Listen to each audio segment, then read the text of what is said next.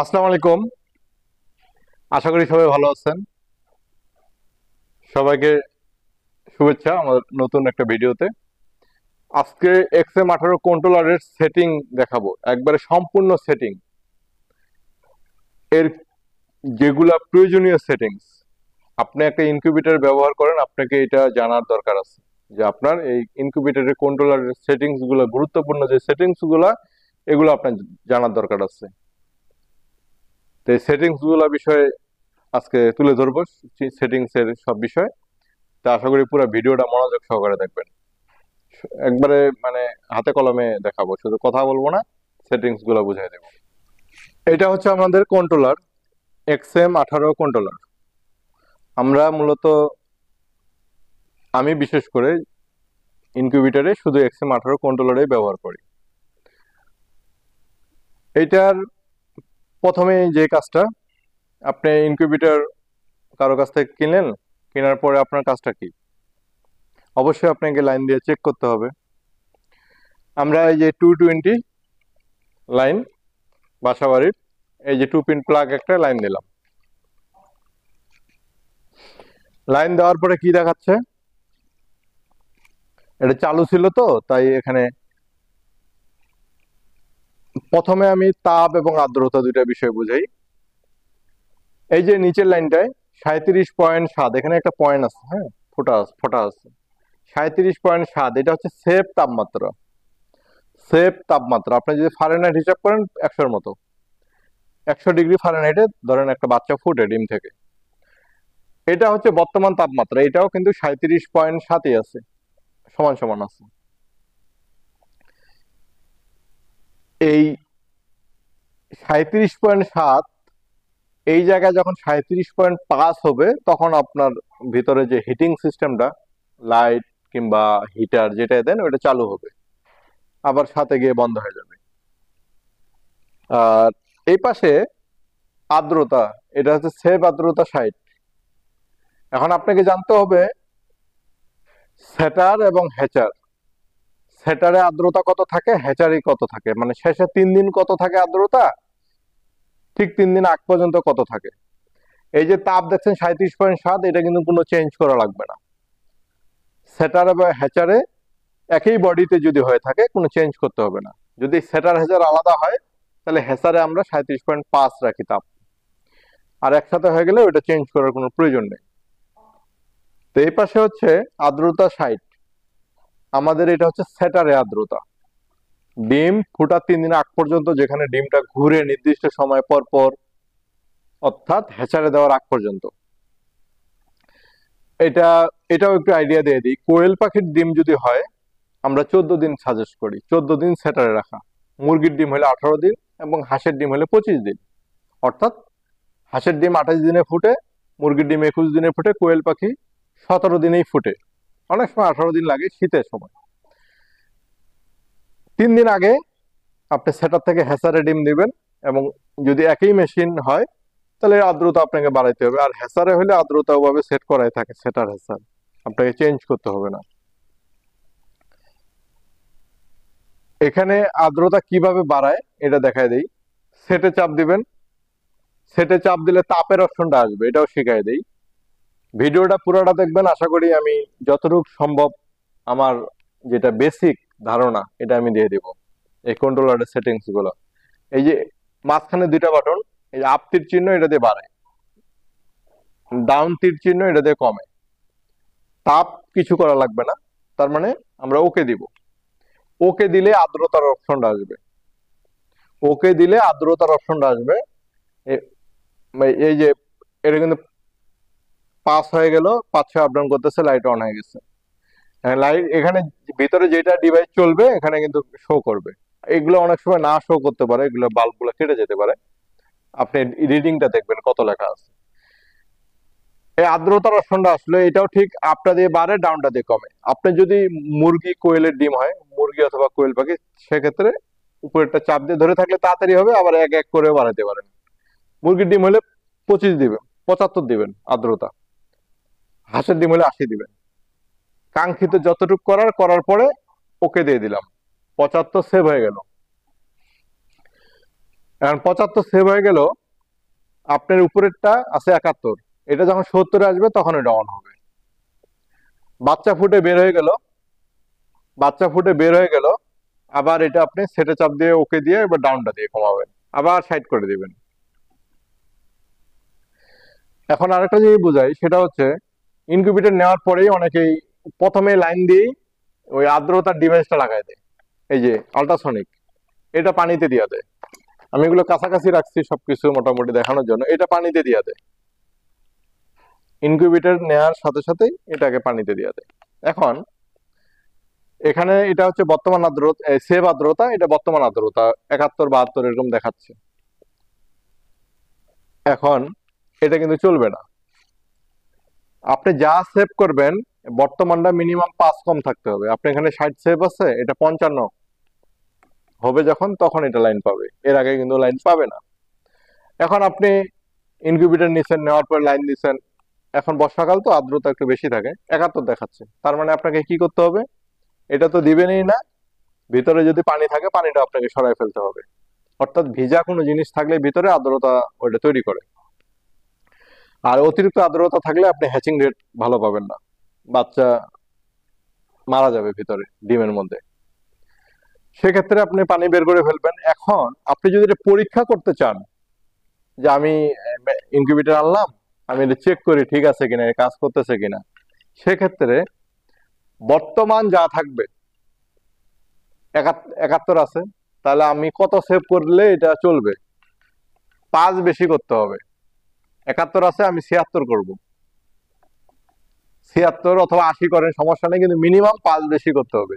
76 করলাম, কি হলো, এই যে বাল্বটা জ্বললো, ডব্লিউইটি, ডব্লিউইটি, এখানে একটা বাল্ব আছে, এটা যখনই জ্বলবে তখন বুঝতে পারবেন যে আপনার মেশিনে আর্দ্রতা প্রয়োজন আছে, তখন আপনাকে পানি এবং এই ডিভাইসটা দিতে হবে। আর এই ডিভাইসটা বেশি পানিতেও কাজ করে না, কম পানিতেও কাজ করে না। আমরা তাই একটা একটা নির্দিষ্ট লেভেলে পানি রাখার জন্য আমরা ওয়াটার লেভেল সিস্টেম করছি, এই যে পাইপের সাহায্যে পানি যায় ভিতরে। ঠিক এই যে এইটা ধরেন সর্বোচ্চ 1 ইঞ্চি উপরে পানি থাকবে, তাহলে আপনার কুয়াশাটা সঠিক তৈরি হবে, মানে কুয়াশা যেটা, ওইটাই আমাদের দরকার। আর যদি এটা বেশি পানির নিচে রেখে দেন এটা কাজ করবে না, কম পানিতেও কাজ করবে না। পানি যদি এই এই যে একটা সেন্সর, এর নিচে যদি পানি আসে কাজ করবে না। আর আয়রন যুক্ত পানি এটা নষ্ট করে, অর্থাৎ এটা কিন্তু ওয়ান টাইমের মতো। এখানে যে সাদা অংশ, এখানে যদি ময়লার কিছু স্তর জমা হয়, ওটা বাষ্প হতে পারে না, ভিতরে একটা কয়েল থাকে, এটা কেটে যায়, জাস্ট এটা ওয়ান টাইমের মতো। এটা যত্ন সহকারে ব্যবহার করলে দীর্ঘদিন ব্যবহার করা যায়, তবে এগুলা দুই একটা এক্সপায়ার রাখা ভালো। এখন এই যে তাপ, আমার নিচেও 37.7 আছে, উপরেও আছে। এখন ওভার টেম্পারেচার, এই যে ফ্যানটার কাজটা কি, এই এই ফ্যানটার কাজ হচ্ছে ওভার টেম্পারেচার, অতিরিক্ত তাপ। আমি বেসিক জিনিসগুলো বোঝাচ্ছি। অতিরিক্ত তাপ এবং ভেন্টিলেশন। অতিরিক্ত তাপ, শীতের সময় অতিরিক্ত তাপ কম হয়, গরমের সময় বেশি হয়। এখানে যা সেভ আছে 37.7, এটা 37.9 হইলেই এই ফ্যানটা চলার কথা। এটা ফ্যান যেটা লাগানো আছে এটা চলার কথা। এখন এই ফ্যানটা চললে এখানে একটা বাল্ব আছে, ফ্যান লেখা আছে, এই লাল বাতি সিগন্যাল, ওইটা জ্বলবে। ওইটা না জ্বললেও আপনার যদি অতিরিক্ত তাপ এখানে শো করে, আপনি এটা ফ্যানটা আমি পিছনে দিই, পিছনে খেয়াল করবেন যে আমার ফ্যানটা চলে কিনা। না চললে ভাববেন আপনার ফ্যানটা নষ্ট হয়েছে, এটা নষ্ট হতে পারে। আর এটা নষ্ট হলে শুধু অতিরিক্ত তাপ হলে এটা চলে না, এটা 120 মিনিট পর পর ভেন্টিলেশনের কাজ করে, 30 সেকেন্ড করে জ্বলবে 2 ঘন্টা পর পর।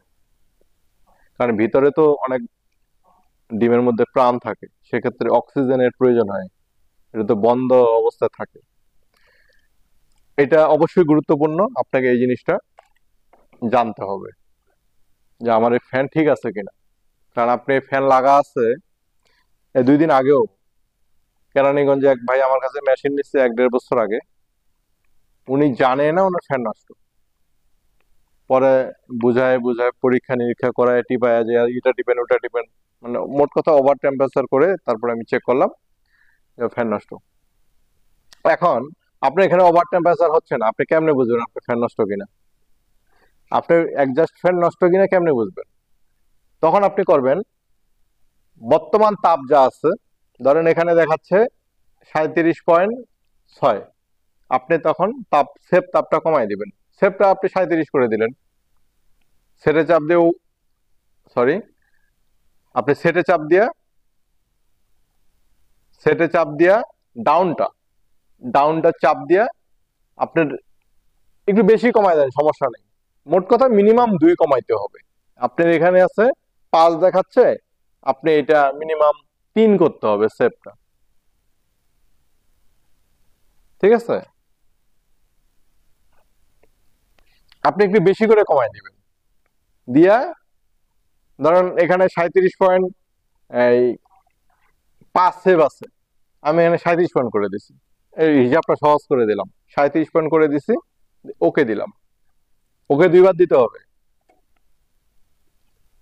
আওয়াজ পাচ্ছেন কিনা জানি না, আমার ফ্যানটা চালু হয়েছে এবং এই যে এখানে ফ্যানের এখানে একটা সিগন্যাল লাইট মানে অন হয়েছে। এখন এই, তার মানে বর্তমান টেম্পারেচারের থেকে সেভ টেম্পারেচার কম আছে, বর্তমান টেম্পারেচার বেশি, এটাকে বলে ওভার টেম্পারেচার। তখন আপনি খেয়াল করবেন যে আপনার এই ফ্যানটা চলে কিনা, এটা আপনাকে শিওর হতে হবে মাঝে মধ্যে, কারণ ফ্যান কাটতেই পারে, ইলেকট্রিক জিনিস কাটতেই পারে। চেক করার পরে আপনি আবার এটা বাড়াই দিবেন, সেটে চাপ দিয়া 37.7 করে দিলাম আমি, আর এইটা আমি 60 করে দিলাম, এটা তখন বাড়ায় দেখাইছি।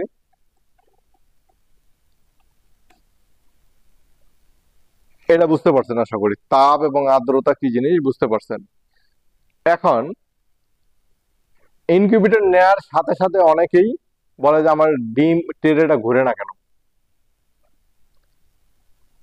এটা খুব গুরুত্বপূর্ণ বিষয়, এটা নিয়ে অনেক ফোন পাই আমি, যারা বোঝাতে বোঝাই। আপনার এই ট্রে ঘুরুক আর না ঘুরুক, কিন্তু আপনি যখন ডিম বসাবেন তখন কিন্তু আপনাকে ঘুরাইতে হবে, কারণ ট্রেটা যে কোনো একদিকে হালানো থাকে, ওটা একটু লেভেল করে সোজা করে নিয়ে তারপর ট্রে বের করে ডিম সাজায় তারপর ট্রে ঢুকাই দিতে হয়।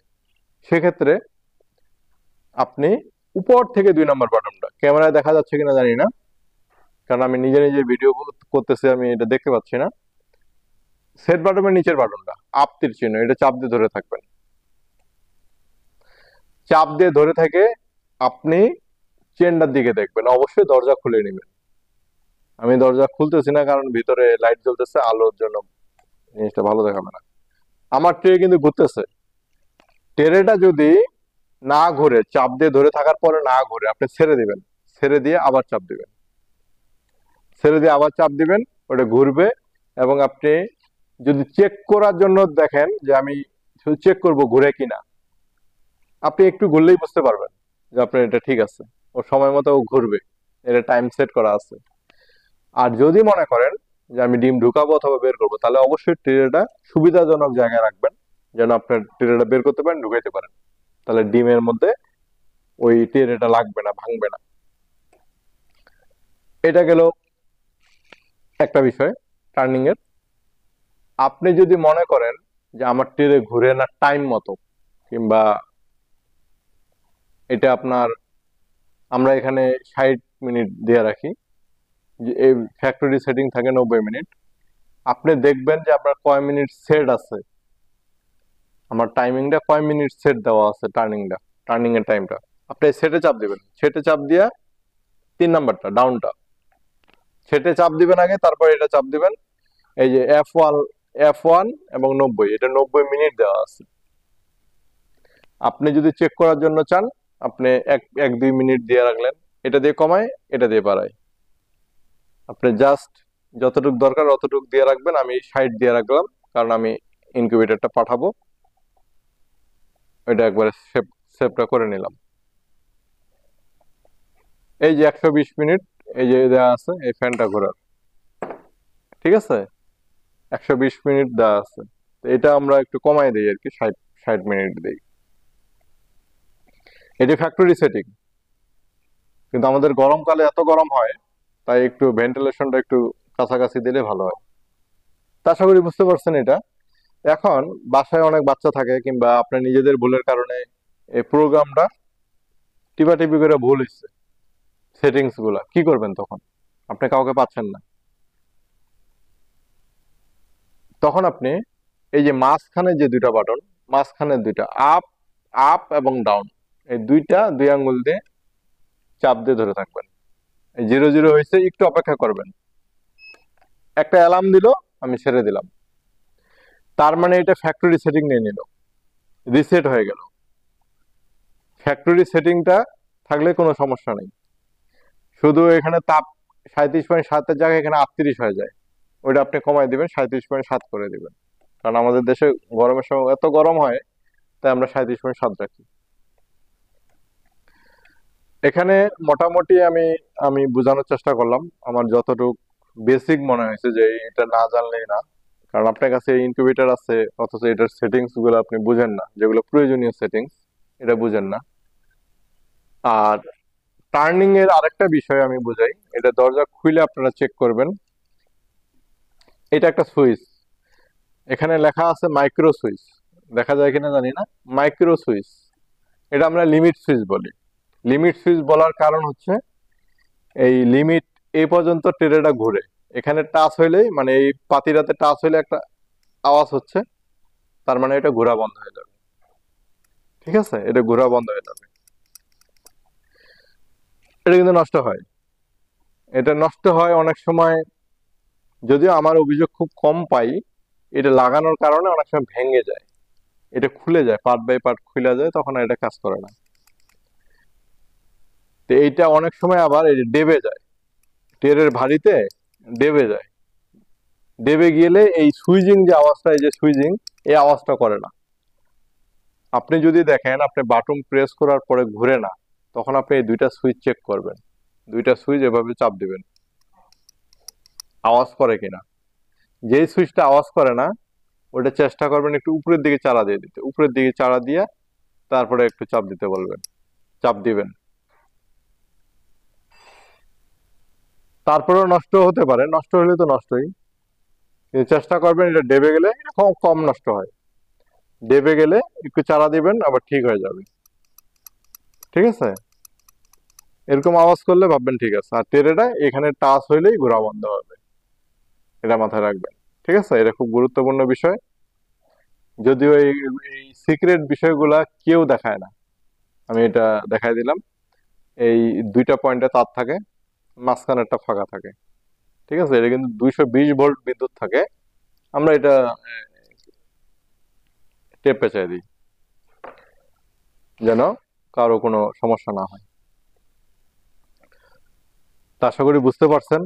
আমাদের চ্যানেলটা সাবস্ক্রাইব করবেন, এবং কোনো জানার থাকলে কমেন্ট করবেন, চেষ্টা করব ভিডিওতে জানানো পরবর্তীতে।